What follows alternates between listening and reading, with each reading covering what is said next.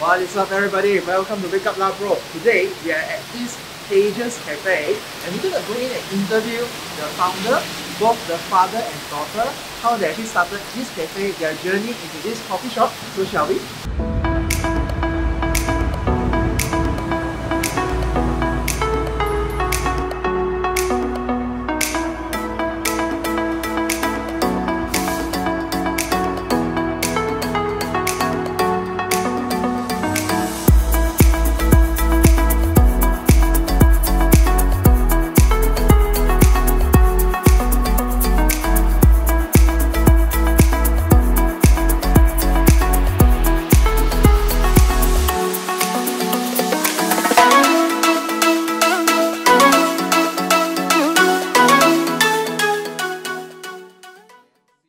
Hi everybody, welcome to Wake Up Lah Bro, and today we are at Pages Cafe with the founder or owner, Mr. Steven, and also his daughter, Suen.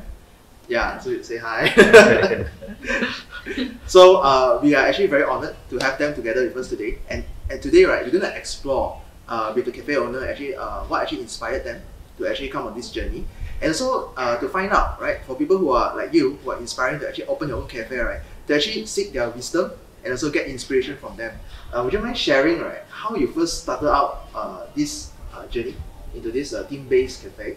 We started this cafe actually 4 years ago. It came about from selling books. Yeah. I wanted to change to something like, you know, I wanted a cafe with books inside. So that was my intention, in fact, for that matter. We wanted to start a book cafe because book distribution was going down the drain, you know. Sunset industry now distribution, so we thought that, well, maybe we ought to do something different. Let's say 4 years back, right, when you first started it, right, like what are some of the challenges that you have faced? The main challenge has always been staff. Yeah. Staff problem, you know. I had to practically do everything myself until I had to bring in my daughter in the initial stages to join me, to help me out. But what happened was, in between she had to leave because her husband is a pilot. They had to migrate to Hong Kong. Yes. But somehow I managed to get in permanent barista to help me out. And there was until like last year they decided to, you know, seek better opportunities. And at the same time, you know, my daughter came back from Hong Kong. So I told her, okay, you know, why don't you come and, you know, help me out. She has always had a passion for coffee making and all these things, so she still has the experience. Let's run it as a father and daughter cafe. You got to watch your overheads. You know, you pay too much, you pay a person too much and you hire, and then you don't have the turnover, so you also suffering. So all these things, I'm lucky in the sense that, you know, my daughter can help me out. Yeah. You know, and we've got temporary staff now to help us out at the time. Keep the overheads down. We don't have a huge payroll. You know, this sort of thing. Yeah, exactly, guys. So you see, family is always the best. So Definitely. So Suen, right, like when you first came back from Hong Kong, right, like what actually prompted you, right, to decide, oh, you know, why not I just go and help out my father? And also in the process of doing this, working here as a barista, right, like what are some of the things that you have learned? It's not like I came back and then I wanted to come back here and work or what, because that time, as I mentioned, we had a permanent staff. So it's only when the staff wanted to leave that asked me to help out. So okay lah, you know, help out family, right? So yeah, then I've been working since April. I mean, I would say the customers here are quite nice. They're quite nice and they're very friendly. But the challenge would be for me, because we have so many books. So when sometimes people ask me, oh, do you have books on certain topics and all, then I roughly know, but you ask me like the titles in specific, and Steven would know more on that. So that was a challenge for me because we had like, so the inventory is like so wide, right? When I first started here, I worked 9:30 to 6 days a week. Yeah, on top of that we have events. Sometimes we had events on Sundays, so that would mean that, you know, there would be no off days for me. Yes. And I have 2 young kids, so that was really hard for me, you know, being a stay-at-home mom with them every single day. Yes. To like hardly seeing them. Very taxing. Yeah. So if you want to open your own business, you have to be prepared So which comes to these questions, right? Because a lot of people, like people youngsters nowadays, right? They might have this dream, like, oh, one day I'm gonna aspire to open my own cafe, right? To actually have my own business. You feel proud, because like, this is my own thing. Yeah. But then what are some of the things that perhaps you want to tell them, you want to give them advice, right? That hey, actually it's not that there are some of the things that you have to sacrifice. My advice would be to actually start working in one first, whichever business that you want to open, like if it's a cafe, then try and work in a cafe as a worker first, so that you know what it's actually like, rather than because it's different when you go as a customer and you see, oh, this cafe is doing so well, but you don't know what goes on in the back end. So if you work there, then you would know more of the whole picture and the reality of it all. So, I mean, just because you have the money, sometimes you think, oh, I want to start a cafe, but without any knowledge, you just go into it. Then you're facing a lot of problems. Do as what Sue Ann suggested. Say, okay, whether you're going to run a cafe or you want to go into bakery and all that. Okay, you need to have some experience. You go and learn about this first, and then then you will have some idea of what to expect. We face MCO, right? Yeah. MCO, and then a lot of places got locked down. So I'm sure that a lot of restaurants and a lot of shops actually closed down, right? So for Pages Cafe, it's a different story. So I wanted to ask you, right, what actually helped your cafe business sustain? Well, number one was, as I mentioned earlier, it was overheads.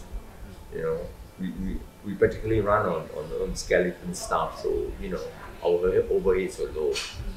Right, and then on top of that, then we started going to different things. We went into Shopee, for our books, and then we started doing delivery, which we were on a very small scale earlier, so we started to do that, takeaways and all that. So it sort of helped out in a sense. But as I said, overall, what kept us going was our overhead. It was very low. And that was what kept us. If you want to run a cafe, you still need to have some good stuff, like good coffee. Yes. You cannot have any Tom, Dick and Harry coffee or whatever, and then you have you need to have maybe some good desserts and whatever, some your what do you call it, signature dishes, some so that to keep it going. Otherwise, you have nothing to offer to people. I mean, we are a book cafe. Yes, on the other hand, we offer books to people at a cheaper price. Yes. But that only appeals to people, who want to read and all that. If let's say you were able to go back in time, probably in your 18 or in your 20s, right? Like, what are some of the advice, right? Would you tell him? That's like a long time ago. I think you need to ask Sue Ann about that question. 18, 20, I was just starting out in that sense. You need to go and explore, find what you want to do first. That's about What about Sue Ann? Because we actually have quite some audience, right? That are probably, I think, in their 20s, like people just starting out, right? They just came out, graduate, and then sometimes they feel like after working a few years, right? They feel like, oh, midlife crisis. They feel like, I don't know what to do with my life. Or after working already in a corporate job, then they feel like, oh, like no meaning, or they feel meaningless. So like, what are some of the things that you would tell them?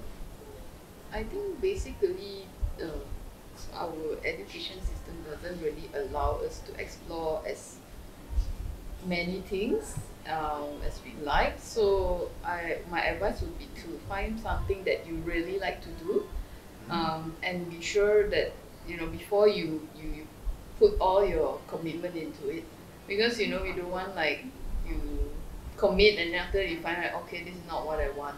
That's why hence my advice of going to try it out first before actually opening your own business. For our final phase, right, we're going to try this thing out. So what I'll do is I'll be giving Steven and Sue Ann a word, right, a single word, and then you just respond with the first word or the first phrase that comes to your mind. Number one, coffee. Coffee, good beans, no? Latte art. The second one, money. Money is not everything, but it is a lot of things. Okay, the third one, challenges.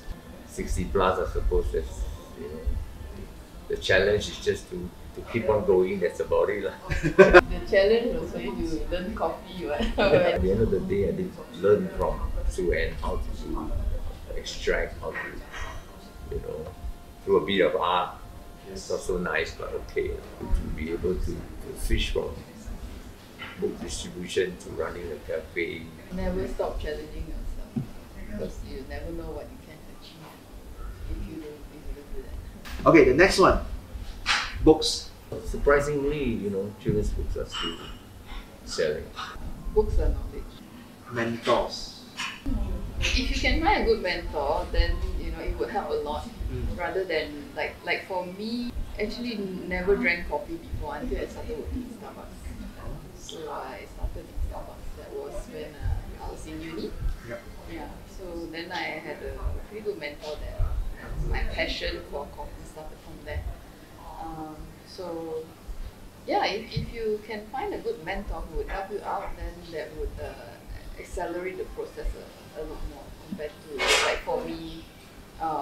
I learned about coffee, everything on my own, YouTube videos. So the whole process was like few years. And lastly is this word called inspiration. If you're inspired to do what you feel like you wanted to, then you just go ahead and do it. The first word that comes to mind when you say inspiration is my mom, because